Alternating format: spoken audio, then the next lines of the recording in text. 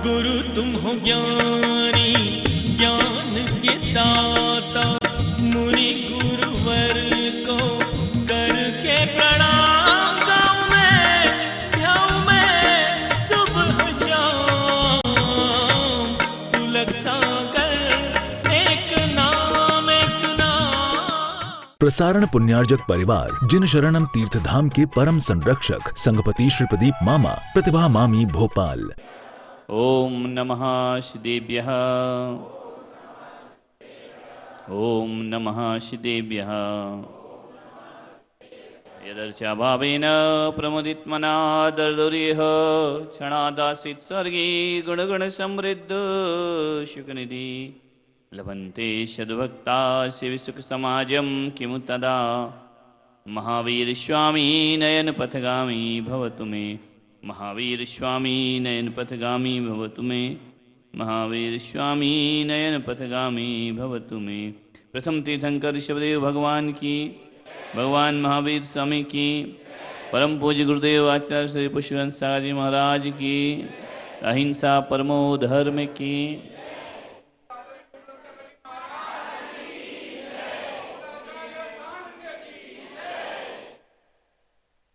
देखिए कल का दिन और है, 27 है ना, परसों से प्रतिष्ठा प्रारंभ।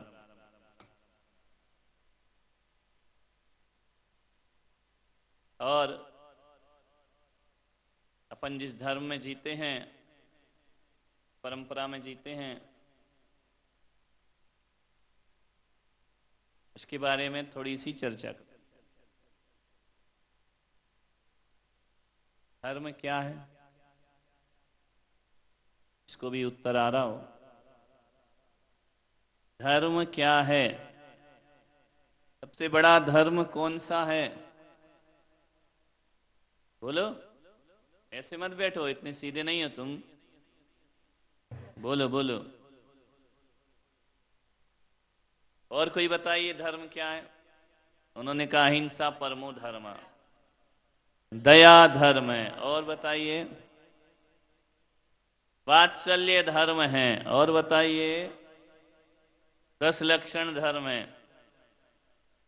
सारे तुम्हारे मालूम है क्या? और को भी बोल लेने तो। 10 लक्षण धर्म है, अहिंसा धर्म है, और दया धर्म है,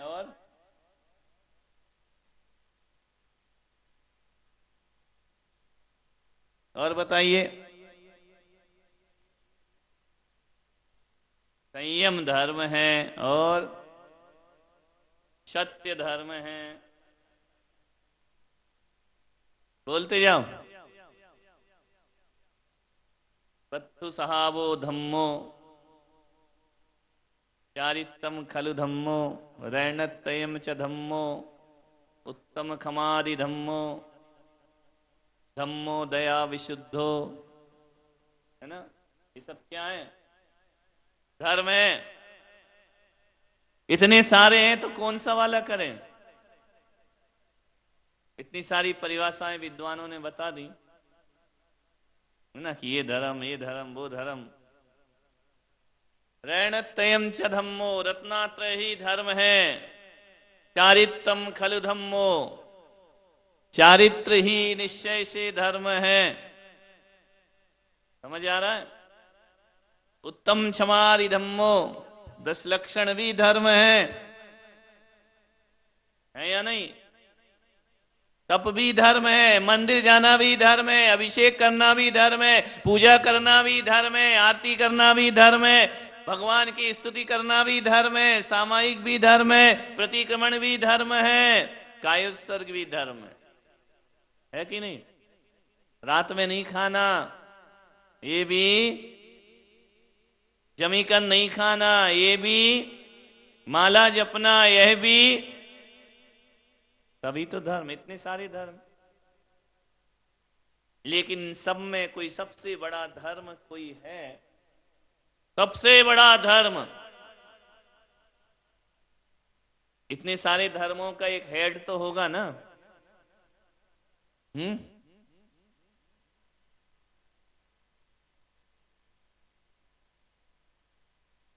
सबका हेड होगा ना। सबसे मेन धर्म कौन सा है? अरे इतना सा सूत्र है, अहिंसा परमो धर्मः। परम का अर्थ क्या होता है? श्रेष्ठ, सबसे बड़ा। धम्मो मंगल मुक्किटम। संसार में कोई उत्कृष्ट धर्म है तो आचार्य कहते अहिंसा परमो धर्म। कौन सा धर्म सबसे बड़ा है? अहिंसा। अहिंसा यानी ऐसा हो सकता है कि हिंसा नहीं करो?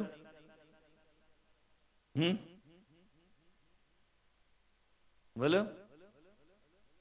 सबसे बड़ा धर्म यदि कोई है, रोज प्रतिक्रमण में हम लोग पढ़ते हैं, रोज स्मरण करते हैं, धम्मो मंगल मुक्किटम अहिंसा। यदि कोई धर्म दुनिया में सबसे उत्कृष्ट धर्म है तो अहिंसा धर्म है। अहिंसा से बड़ा कोई भी धर्म नहीं हो सकता है। अहिंसा के लिए क्या करें? ये तो समझ में आ गया ना कि सबसे बड़ा धर्म कौन सा।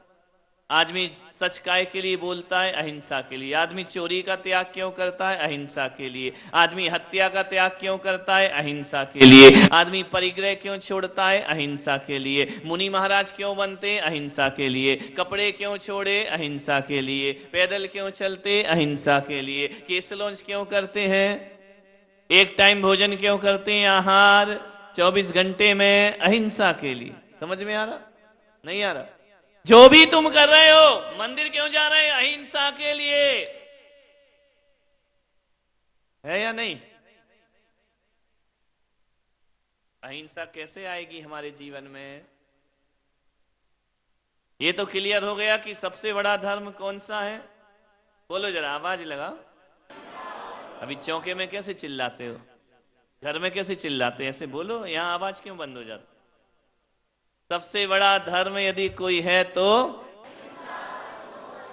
ये तो रटा हुआ है ना, बैनरों में भी लिखा रहता है, दीवालों पे लिख जाता है। सत्य अहिंसा का अब केवल हमसे इतना नाता है कि दीवारों पर लिख जाता है, दिवाली में पुत जाता है ना? बाकी कुछ नहीं, दीवालों पे लिख दिया और दिवाली में पोत दिया। सबसे बड़ा धर्म क्या है? अहिंसा परमो धर्म। भगवान से पूछा कि भगवान, अहिंसा धर्म तो आपने बता दिया, जरा ये भी बताओ कि अहिंसा का पालन कैसे होगा? कैसे पालोगे अहिंसा? बोलो। अहिंसा पालने के लिए क्या जरूरी है? बातें जरूरी है, कुछ करना भी जरूरी है? गहरी गहरी बातें जरूरी है? बातों से अहिंसा पलती है या कुछ करने से पलती है? बातों वाले तो बहुत सारे मिल जाएंगे। पंडित जी खाएं ककड़ी, दूसरों को दें आकड़ी, है ना? दूसरों को बैराग बैराग की बात करें, खुद शादी करें। ऐसी बातों से तो अहिंसा पलती नहीं। पलती है क्या? कैसे पलती है अहिंसा? है? जब तक अंगीकार नहीं किया तब तक तुम क्या हो? अहिंसक हो कि हिंसक हो? तो जो हिंसा है वहां धर्म है कि अधर्म है? अधर्म है तो तुम धर्मात्मा हो कि अधर्मात्मा हो? अपने ही आंसर में तुम ही फंसोगे। तुमने कहा जब तक व्रत नहीं लेंगे अहिंसा नहीं पलेगी, तो जब तक व्रत नहीं लिया तब तक आप अहिंसक नहीं है। क्या है आप? हिंसक है या नहीं? तो हिंसा धर्म होता है, लेकिन समझते तो तुम अपने को बहुत बड़ा धर्मात्मा। बोलो, कितने लोगों के पास व्रत है? हाँ, तो सारे हिंसकों के बीच में बैठा हूं क्या मैं? एक भी अहिंसक नहीं बैठा यहाँ है? बोलो। यदि कोई तुमको हत्यारा कह दे तो ही बुरा लग जाएगा, लेकिन भगवान तो कह रहे तुम हो। बोल रहे हैं या नहीं? तुम्हारे पास व्रत नहीं है क्या? कौन सा व्रत नहीं है? तुम अहिंसा को पालते तो हो, लेकिन अहिंसा का संकल्प नहीं लिया तुमने, व्रत नहीं लिया, है ना? जब तक व्रत नहीं लो तब तक फल मिलने वाला। एक आदमी वैसे मान लो बिना संकल्प के रात्रि भोजन छोड़ दो तो फल मिलने वाला, क्योंकि बिना संकल्प के तो पेड़ पौधे भी रात में नहीं खाते। फिर ये मोक्ष चले जाएंगे? चले जाएंगे कि नहीं? पशु पक्षी भी रात में नहीं खाते, लेकिन उनका रात में नहीं खाना अहिंसा नहीं है, वो प्रकृति की व्यवस्था है। क्या है? यदि तुम बिना संकल्प के रात में नहीं खा रहे तो कोई भी फल मिलने वाला। ऐसे तो जानवर भी नहीं खाते, ऐसे तो जानवर भी नग्न रहता है, कपड़े उतारने से मोक्ष थोड़ी होता है, वो भी तो कपड़े नहीं पहनते। एक मनुष्य के अलावा कौन कपड़े पहनता प्रकृति में? पेड़ पौधे पहनते हैं क्या? एक इंद्रिय जीव, दो इंद्रिय जीव, चीटी ईटी कपड़े पहनती है क्या? तीन इंद्रिय जीव, चार इंद्रिय जीव कोई कपड़े नहीं पहनते। कौन पहनता है? केवल ये आदमी। समझ में आ रहा? तो क्या कपड़े उतारने से मोक्ष हो जाएगा? तो एक इंद्रिय, दो इंद्रिय, तीन इंद्रिय सब मोक्ष चले जाएंगे, पेड़ पौधे भी चले जाएंगे। बोलो। धूप सहता है पेड़, बरसात सहता है, ठंडी सहता है, मोक्ष क्यों नहीं जाता? बोलो। वो उसकी व्यवस्था है, वो उसका त्याग नहीं है। क्या है?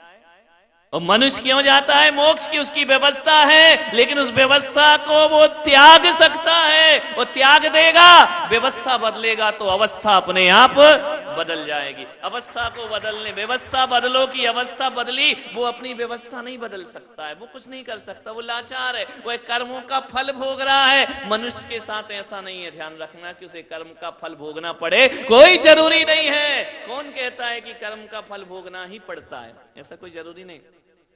तीन कारणों से अपना जन्म हुआ है, ध्यान रखना। कितने कारणों से? कौन कौन से? तोता हो, हम जो बोलते वही तुम बोल देते। तीन कारणों से आदमी का जन्म होता है। प्रत्येक प्राणी का जन्म तीन कारणों से होता है। एक तो कर्म फल भोगने के लिए, पिछले जन्म में कर्म किए हैं उसका फल, पहला कारण जन्म का। क्यों बने मनुष्य? जानवर क्यों नहीं बन गए? इंसान क्यों बने? पिछले जन्मों का पुण्य कर्म क्या बन गए? मनुष्य बन। कर्म फल भोगने के लिए आए हो तुम यहां पर। जो भी तुमने कर्मों का बंद किया है उसका फल मनुष्य योनि में भोगोगे। अगली में जाओगे उसमें अभी करोगे वहां भोगोगे। पहला कारण जन्म का क्या है? बोलो। कर्मों का फल भोगना। दूसरा कारण नए कर्मों का बंध करना, इसलिए जन्म हुआ। पहला कारण क्या? पिछले का फल भोगना। और दूसरा कारण क्या है? बोलो। कर रहे ना? पिछला भी भोग रहे और इस जन्म में भी नया कर्म कर रहे ना कि नहीं कर रहे? इन दो में कोई डाउट है क्या? कोई क्वेश्चन, कोई संदेह? ये दो काम तो चल रहे हैं ना। नया भी कर्म बंद कर रहे हो, पिछले का। तीसरा कारण होता है जन्म का मनुष्य के कर्मों का नाश करना। तीसरा कारण कौन सा हुआ? पहला कारण कौन सा? कर्मों का बंद कर, कर्मों का फल भोगना। दूसरा कारण, वो तीसरा कारण कर्मों का। तुम कौन से वाले में हो? बोलो। पहले, दूसरे, तीसरे? तुम कर्म नाश कर रहे हो या नए कर्म का बंद कर रहे हो? बोलिए, क्या कर रहे हो? बंद कर रहे ना, बंद कर रहे या भोग रहे, दो ही काम है। तीसरा तो